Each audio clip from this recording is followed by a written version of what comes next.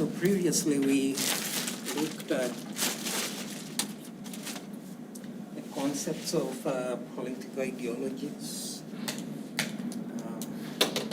discussed what kinds of ideologies exist,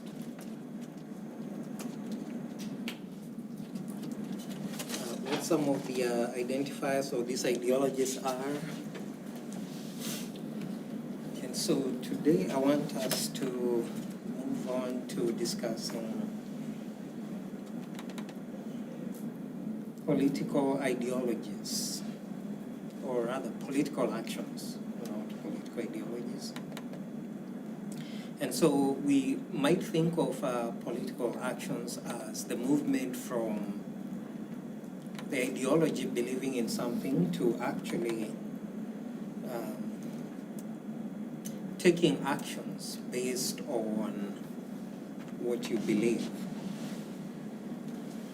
So political action will entail many things, and so it's not just what we might think of as political action. So so most people would be thinking about voting as political action, but there are many ways of demonstrating political action, and so that is what we shall be considering today.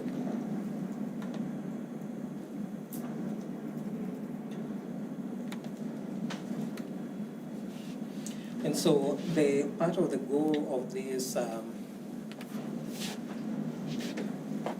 consideration is thinking about perhaps conventional and less than conventional political actions. So what can we consider to be maybe more common, ordinary, expected, but also what is less conventional in terms of individual political actions, but also group political actions. So political actions don't have to be individual.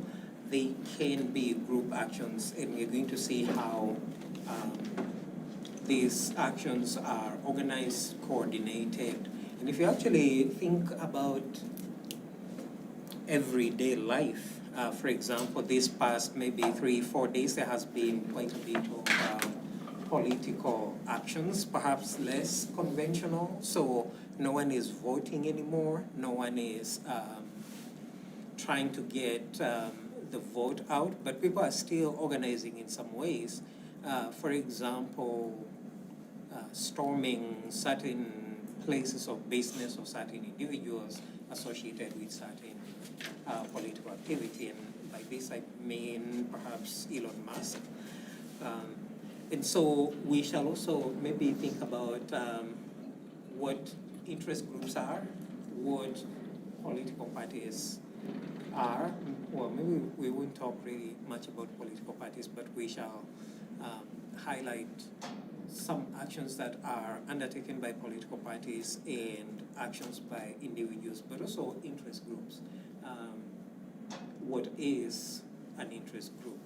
What are their strategies? What are their constraints? So for example, when you think of people who are interested or invested in combating climate change, how do they go about that?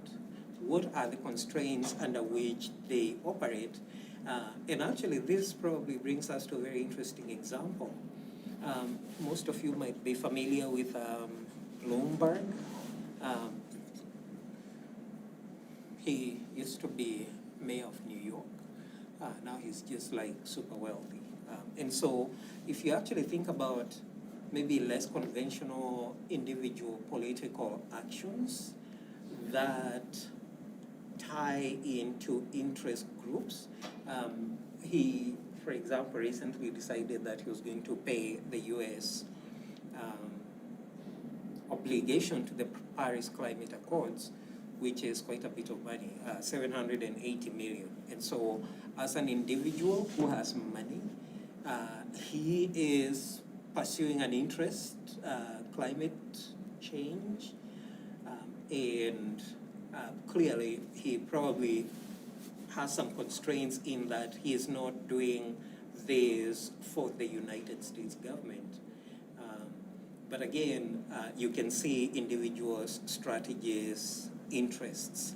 But also think about political parties and how they see their role, what they do, and sometimes don't do. So for example, right now, we hear a lot about what political parties are doing or not doing as changes occur in the government. And so we begin, I think, with thinking about political participation and what it entails. So there's a simple definition that all the political actions by individuals and groups entail political participation. So it could be individuals, it could be groups. And so what they seek to do by these actions is influencing the actions or selection of political rulers. So political actions by individuals last fall led to the selection of a ruler. Now, not even going to think about how we feel about that, but again, this is non-ideological. It's about thinking about definitions. And again, I want us to go back to remembering how we spoke of the difference between learning about politics and doing politics. So here we focus on learning about politics. Now, individuals can have a significant impact on policy, on groups, on state action, and those who have followed Aung San Suu Kyi will remember that she was a very significant voice of democracy. She actually won the Nobel Peace Prize, and then there was a lot of talk about maybe taking back the Nobel Peace Prize because she was under house arrest for maybe 20 years. And then she was eventually freed, probably the most pro-democracy activist. It's a strange story about an American who decided to go and rescue her and swam across a lake or something. She was under house arrest, but she left the house but couldn't leave the compound. But eventually she was released. Now, when she was released, the country of Myanmar, which used to be known as Burma, actually made new laws that made sure that she could not become the country's leader. So again, she was very, very, very popular.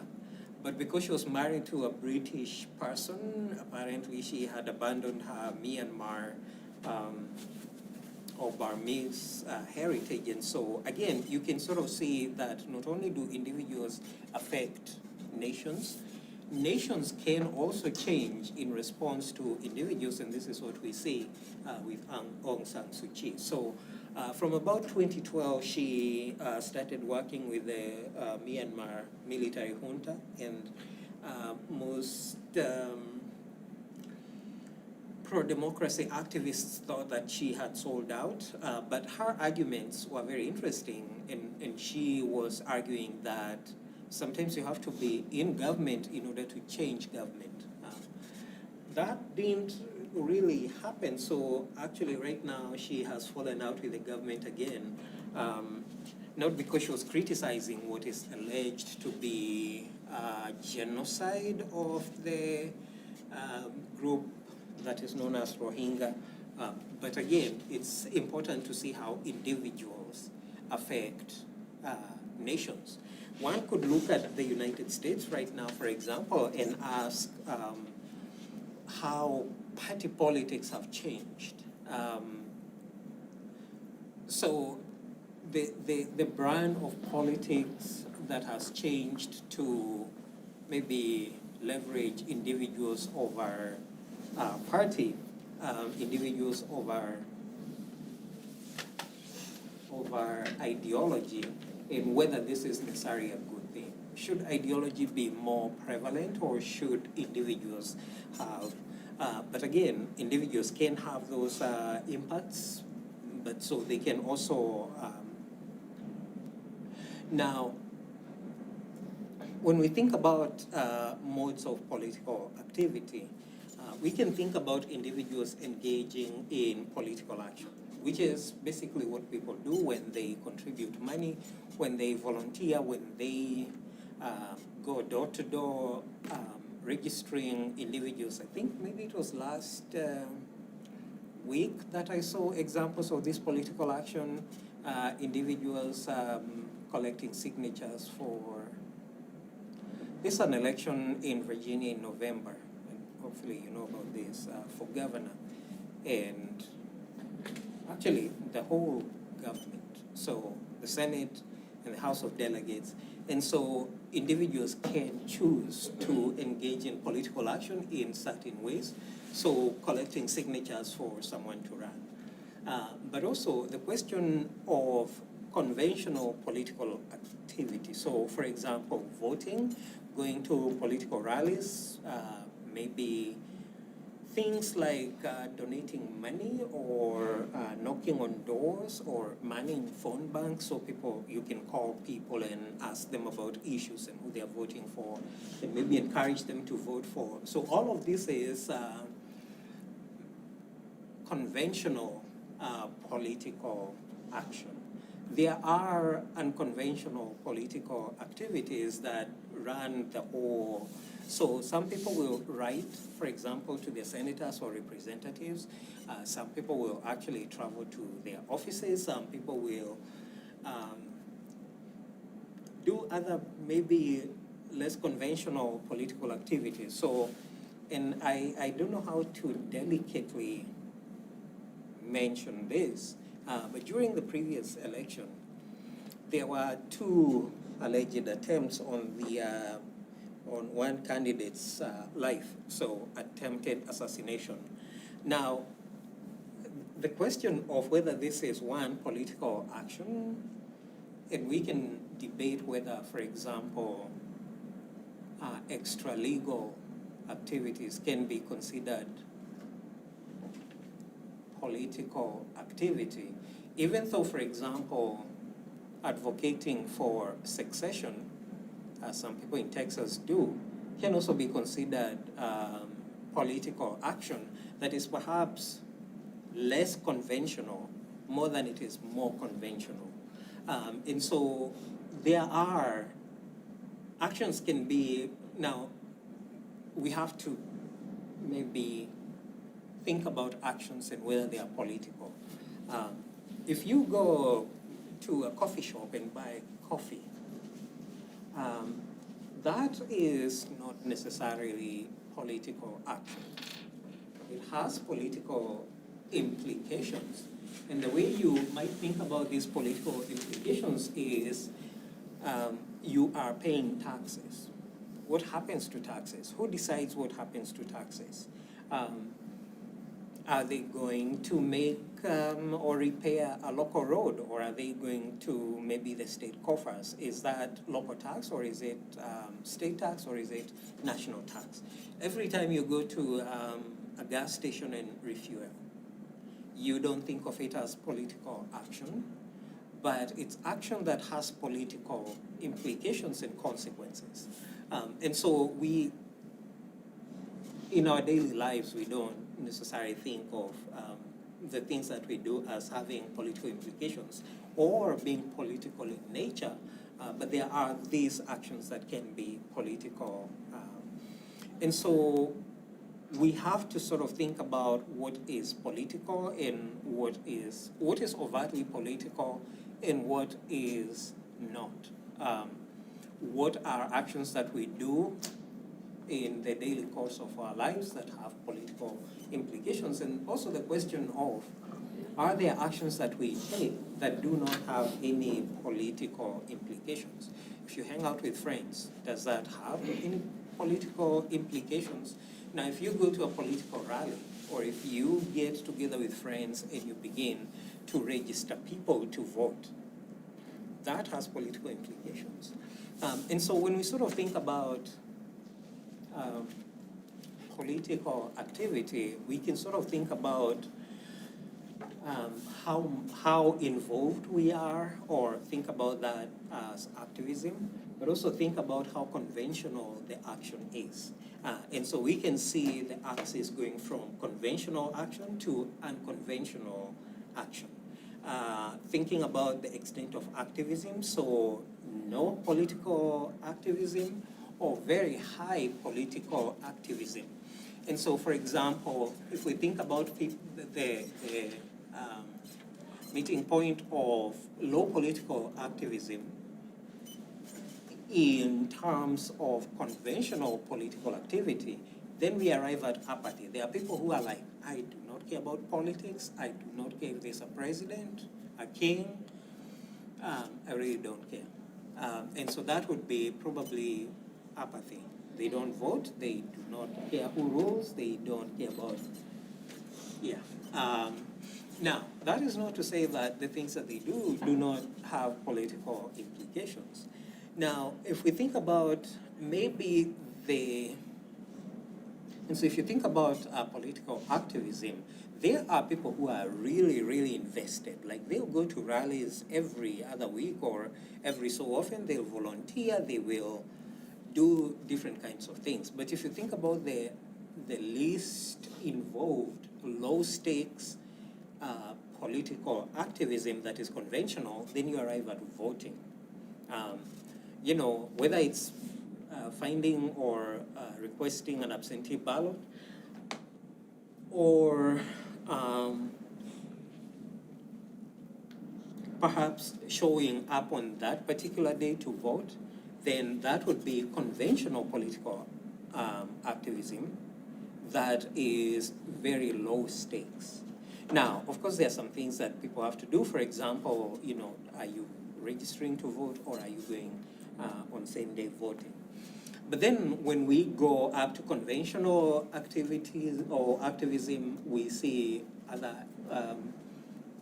political engagement. So, for example, some people are really concerned about single issues, environment, Chesapeake Bay, I don't know, offshore wind farming, or, you know, whatever issue it is. Now, people who will have very high conventional political activism will probably be leaders, people who are running for political office. And just below that, we'll see foot soldiers. These are people who are going to knock on doors, they are going to register people to vote. So they're just below that level of, but again, if you think about leaders, they will do all of those things that are conventional. Sometimes they will do things that are unconventional. Now, there are individuals who will also do some maybe, and I'm not necessarily sure how to maybe characterize this, but George Clooney, who is known more as an actor than as a political activist, was arrested severally outside the White House after chaining himself to the fence, discussing, like, he had really significant interest in the issue of peace in the Sudan. So sometimes you have a single issue activism, and so clearly he wasn't doing, well, maybe it wasn't conventional. It's kind of in the middle between conventional and unconventional. But again, think about George Clooney being arrested. Like, that by itself makes news. And so when we sort of think about the single issues and how much people are willing to be engaged, think of this other aspect who was significantly involved. Now, moving away from conventional, we go to unconventional activism or conventional actions. And so when we think about the probably very low levels of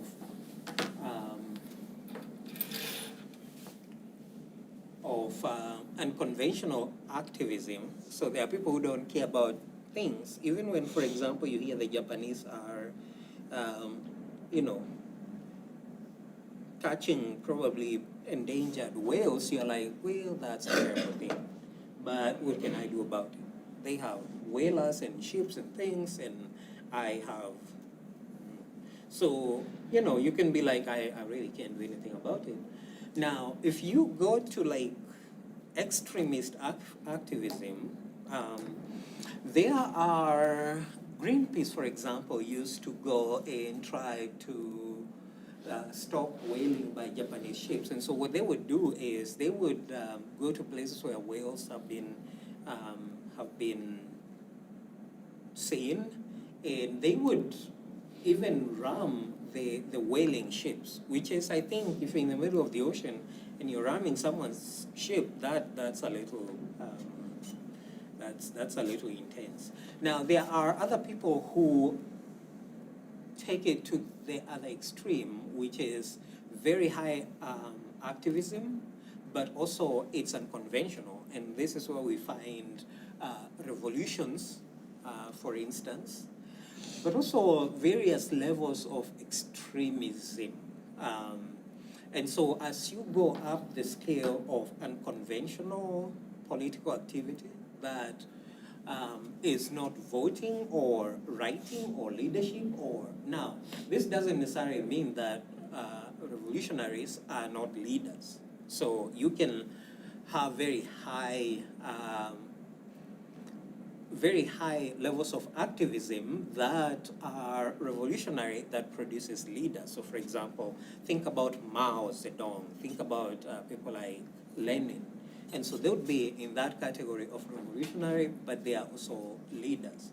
But again, we are not, if you sort of think about the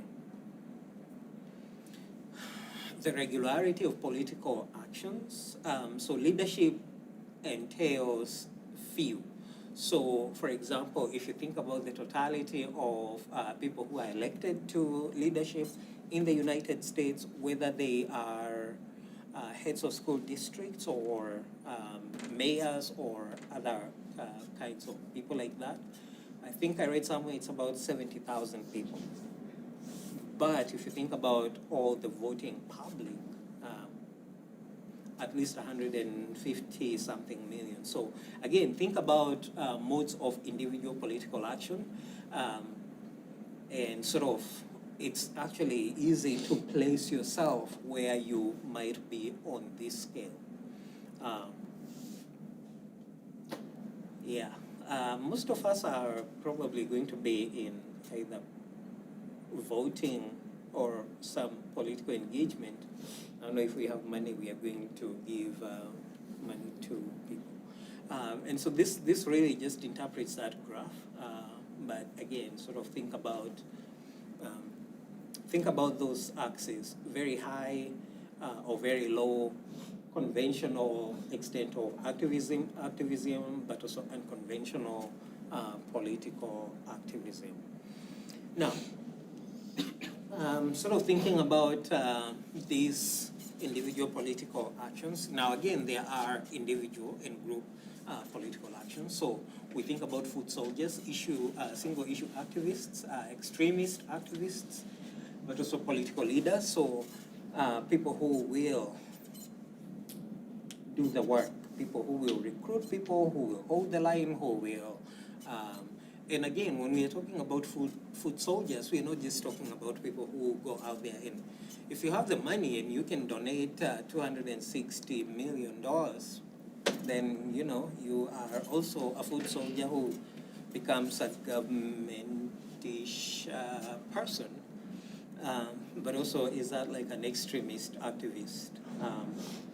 And so, yeah. But revolutionaries will mostly attempt to overthrow existing political order. And I don't know if you would consider someone like Bernie Sanders to be maybe a revolutionary or just a political leader. So again, if we think about how we think about political participation, voting is the most common measure. It's by no means the only measure. In fact, sometimes, but it's probably, so, and here's what a former president once said: it doesn't matter how much you go on the streets and riot and do those kinds of things. It might change some things, but what really changes government actions is when people vote. People into office who then enact laws. So it's great to, and so especially young people have been criticized for doing those things that are fun to do. Think about, for example, last semester, if you were here, it was fun to go to like campus vote activities. There's pizza, there's friends, but then think about, and this is a critique that has been leveled against younger people. They do the fun stuff but don't vote. Policy doesn't change unless people vote. And so this is how we track people's participation. So like it's very difficult to know who was at this weekend. There were rallies protesting a certain individual, but who knows who was there? If I said I was there, how would anyone know? Now, voting has different meanings in different settings, and governments both recognize that this is the way to measure participation, but also have tried different strategies to try and increase voting, both as legitimation of how people vote and what that means. Now, I try generally not to quote communists, but Stalin once said that it doesn't matter who votes, what matters is who counts the votes. And so how the votes are counted determined who, there's an interest in governments for people to turn out to vote. Now, in some countries, for example, now you will note that Vietnam is a communist country. I am surprised that North Korea is not in there. So this maybe past summer I learned about voting in North Korea, and it sounds like a very interesting, interesting thing they do. So the ballot is printed. There's only one candidate, of course, and so you show up. You are given the ballot. You take it, say, from here to the ballot box in the corner. You place it in the ballot box, and then you leave. That is voting. And so in North Korea, you have voter turnout at 100% voting for the right candidate. Now, of course, we probably wouldn't consider that to be voting. But if you think about voter turnout, so for example, I'm surprised at Vietnam. But also, I want you to see what the voter turnout in, maybe the US isn't there, but the US is at maybe, it's there, 65 to 69, depending on what election is being held. So for example, the midterm elections, which will be coming next year, hopefully you're planning to vote, they have about between 40 and 49% voter turnout, so about less than half the people who are eligible. And this is a way to decide who is eligible to vote. It's called a voting eligible population will go to vote. Now, so I'd be interested in finding out what they do in Vietnam in order to have such high voter turnout. Now, I want to point to Brazil and Australia. So Australia has a higher voter turnout between 1994. And you'd think that's a good thing because, Australia is a democracy. It's a Western nation. So what is it that they do to get their people to vote? Taxes, fines.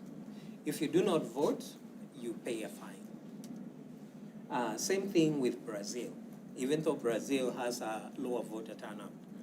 Now, there have been questions asked about whether it's a good thing to fine people for not voting, because in theory, voting is it's a privilege. It's one of the indicators or the benefits of citizenship, even though sometimes it's not, or in some places it's not just citizens who vote. For example, if you're familiar with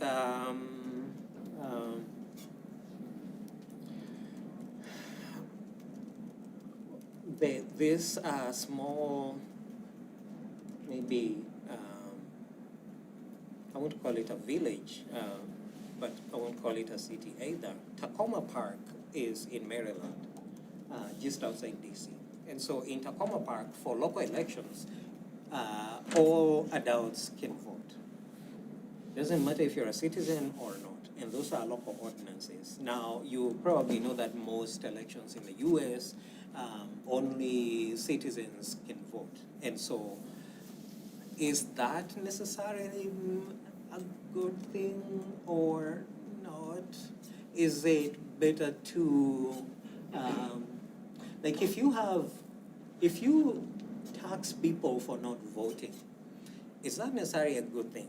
Are people voting so that they don't pay a tax? Or are they voting because they want to choose their leaders? Or are they voting for both reasons? Now, there are other reasons why, for example, some of these voter turnout percentages look the way they do. And if you actually look at quite a number of those countries, the election day is usually a public holiday. Not public-ish like it is in Virginia. Virginia has made election day a public holiday. But then sometimes there are workarounds, like, you'll be on campus and then on December 26th you can be at home or something like that. So in countries, for example, Kenya, which I am very familiar with, and as long as I have known about elections there, voting day is a public holiday. Like, school is out, nobody goes to work, other than the people who are running the elections. And it's not even Sunday, it's like usually on a Tuesday. So everyone can go to vote. Now, the problem with that is that, for example, there's no same-day registration, so you have to register like 3 months before. Now, how many people turn 18 between the 3 months before and the voting day? And are they then disenfranchised because they can't vote? But, so these are some of the discussions that go on with the voting. And so some people ask, what if election day in the United States was a public holiday, a true public holiday, like, Thanksgiving? Would the voter turnout be higher? But then there are questions of what is the United States trying to achieve with the voting? So if you think about the history of voting in the United States, it has often excluded people. So initially, if you didn't have property, and then, if you are a woman, and then if you are black, and then if you are under 21, so it's almost like voting by exclusion. So what are we trying to do? Now, there are countries, for example, Haiti, that you might ask yourself, why is Haiti's voter turnout at 24%? Countries such as Egypt, why is the voter turnout percentage at 25 to 29? Is it the candidates? Is it the voting? Vietnam is a communist country, and so is Cuba. Cuba has, Singapore isn't really a democracy. It's, So there are these, Cambodia is also a communist country, and you still see this quite a bit of high turnout. Um, so, again, there are always questions of how can you get more citizens to participate, and what does that mean? And so in many, so political participation is not just voting. Voting is one of the things that people do to demonstrate political participation. But as we mentioned, they can turn out in rallies, they can give money, they can volunteer.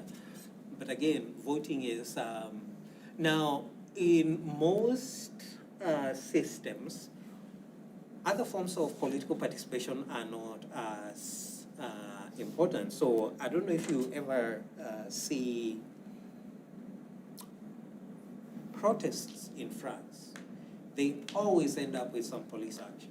And it's not like, move back or stay on the side of the street. It's more like tear gas and water cannons and other things. Same thing with most of those other countries that we were looking at. So, in the US, protesting is actually very civil. Like people, carry placards, and especially if you see like protests on wages and industrial action. But in some countries, you show up on the street, and I want to point to, for example, Iran. Where is Iran? Which has a 60 to 64% voter turnout. And think about the protests that were going on with Masa Amini and the headscarf and so on. A lot of those ended up in violent action or in imprisonment. And so most of these systems will almost always leave voting as the way to, but again, staying with Iran, the candidates, for example, for president are vetted and authorized by some leadership council. So you are voting on people who have already been selected. There isn't like a lot of freedom of, but in the United States, for example, the number of people who run for president, and I'm sure you probably only know that 2 or 3, or maybe Jill Stein, who runs every other time. But there were probably 19 candidates for president in 2024. So literally anyone can run as long as you can get on the ballot. And so again, voting for most citizens is what they do.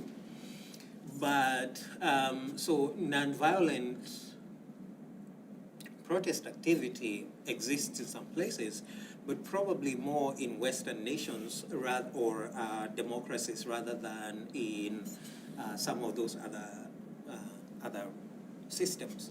So protest activity has been increasing for one reason or another. And so if you sort of think about the use of social media, so like if you think about the benefits of social media, they have made organizing much more simpler. Now, in 2024, there were what lots of Kenyans call the finance bill protests, and they were organized by youth. So there was this running joke that older people had no idea when these protests were happening. They had no idea where they were organized.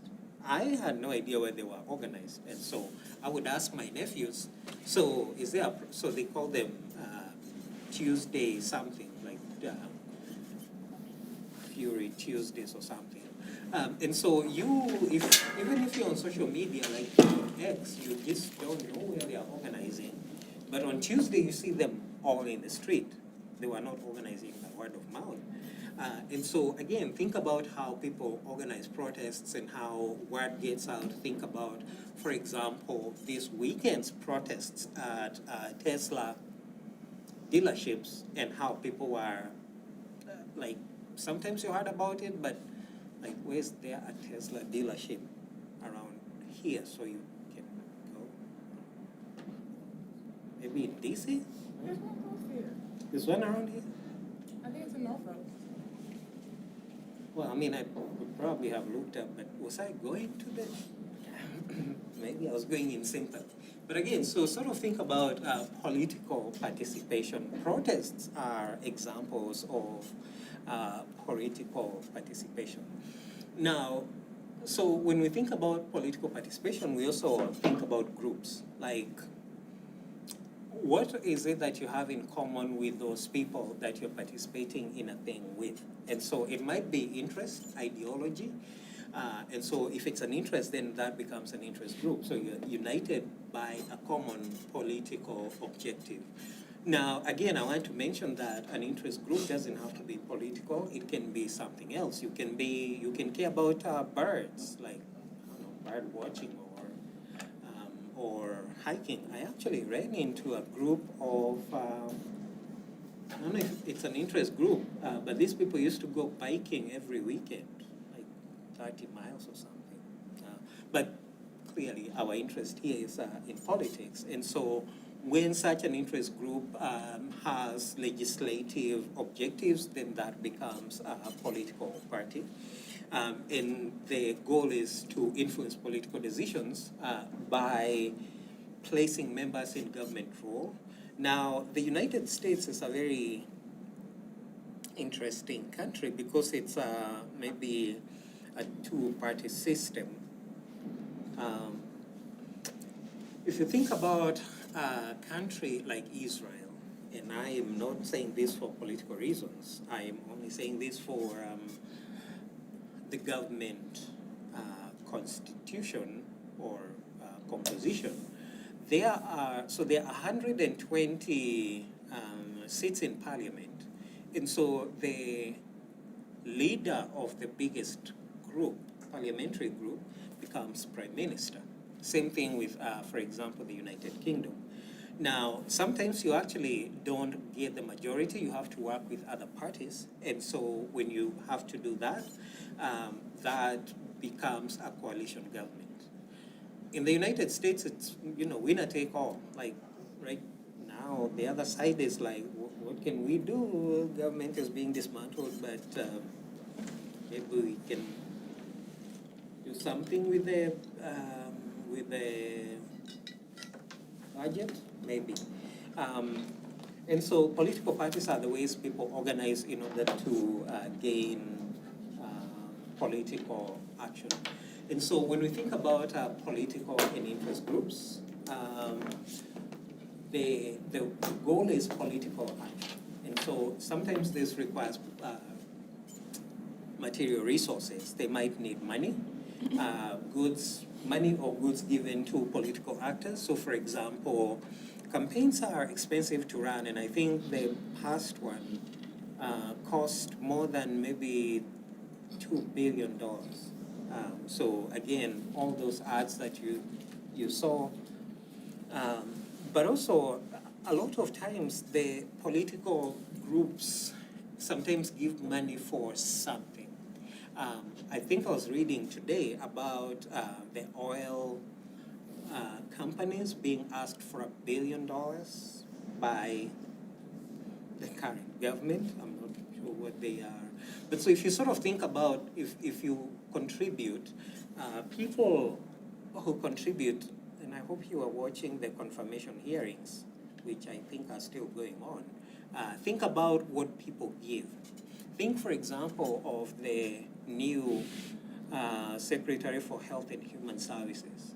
He didn't give money, although we don't know if he gave money, but he gave backing to a certain candidate. And so, but he also gave name recognition. If you're a Kennedy, so again, think about what people have, but also think about these cabinet officials who are being vetted and placed in different roles, and some of what they give. And so sometimes we end up seeing bribery and kickbacks, but this next example is actually on the other side. Most of you will know the New Jersey Senator, Robert Menendez, recently found guilty of bribery and or something, kickbacks. The man had like gold bars in his refrigerator. I'm like, is that where you keep them? But actually maybe more recently and more notably the current mayor of New York, and the case that was dropped for him to do certain things. So again, when we think about what people give or what people promise or what they say they will do, and so we have to question, especially with the New York situation, there's a lot of questions of, is that, but also the guy who is dismantling government, it's sort of like, is that what you do when you give $265 million? We should find $265 million.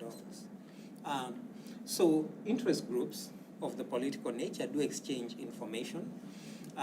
But again, think about, for example, some of the initial moves of this recent political dispensation. Questions of, for example, climate change. So if you are an oil company, you probably don't care very much for the idea that oil and burning fossil fuels causes climate change. And so if you give money to the political class, or if you sponsor studies to say that, you know, human activity is not causing climate change, then you are sharing information that leads to certain outcomes. There are questions, for example, of the relationship between GMO foods and certain things. And I'm actually going to bring in the example of the new Secretary of Health and Human Services questioning vaccines. Now, I don't think that he stands to benefit from anything, but, you know, the idea that he is bringing in certain perspectives about health.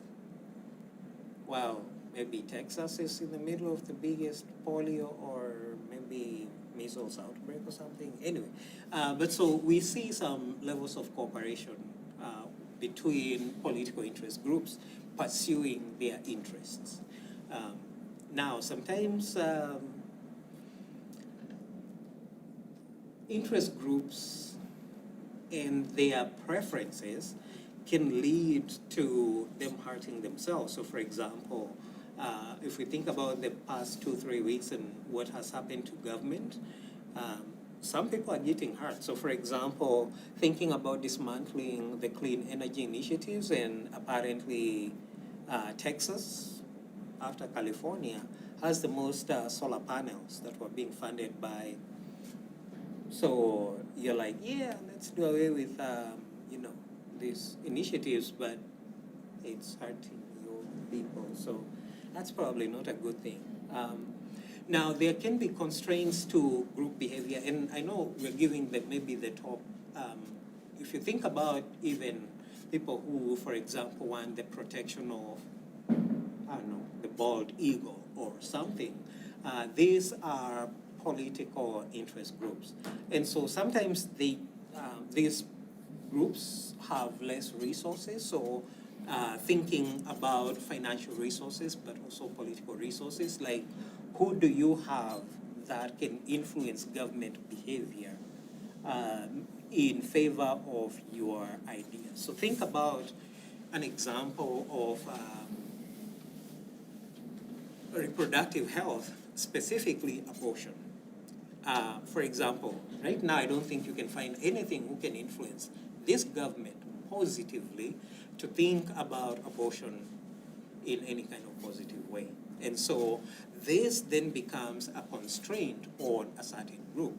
But then, you know, does this become an organizing principle? So for example, everybody's looking at the elections in Virginia to sort of think about, you know, what is the future going to look like. So Virginia usually kind of gives a sense of where the midterm elections will go. And I would like to have some predictions on Virginia. I don't know if I can make any this early. But again, if you sort of think about the previous elections, you can sort of see where Virginia is going. But anyway, so constraints on a group's behavior, so decisions of political actors, some people will do what they will do. I don't know that anyone was thinking that the federal government would lose so many workers so quickly or be abandoned so quickly. But also, sometimes it's also useful to think about our own place in. So for example, what happens if the Department of Education is dismantled? That's a political, that's a political decision, but it has all kinds of implications. So the political environment can also be a constraint. So think about, for example, even though there are interest groups, and so it is said that the Farm Bureau is probably the second most important lobby group in US politics after the American-Israeli Public Affairs Committee. And so if you think about your own life, you probably don't hear about the Farm Bureau. And you're like, what does the Farm Bureau do? Crop insurance, things like selling their produce abroad. So for example, if you heard about USAID and it's being taken apart, when the US provides aid abroad, farmers sell their produce to USAID through the Farm Bureau, and then that food is distributed. And so when you sort of think about even the political environment that now exists with USAID being dismantled, that affects other groups. And so it's interesting to see, for example, what the Farm Bureau will do, or even other interest groups, political interest groups. Now, repressive systems do not have, and sometimes you actually don't find these interest groups. So the question though is, these interest groups, are they a form of expression or are they a form of corruption?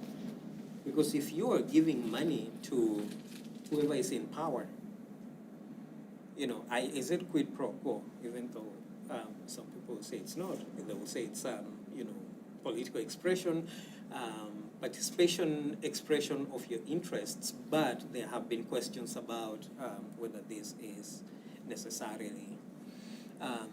Now, so again, when we sort of think about the different types of interest groups, there are associational, institutional, and non-associational, which might become, so, some of them you associate with other people, some of them are institutionalized. So for example, these become parties, but also non-associational may become social movements. So sort of think about these kinds of things and how people actually present their interests in public, what kinds of things people do, but also political parties as brokers of ideas. Think about their ideologies, think about their pragmatism. I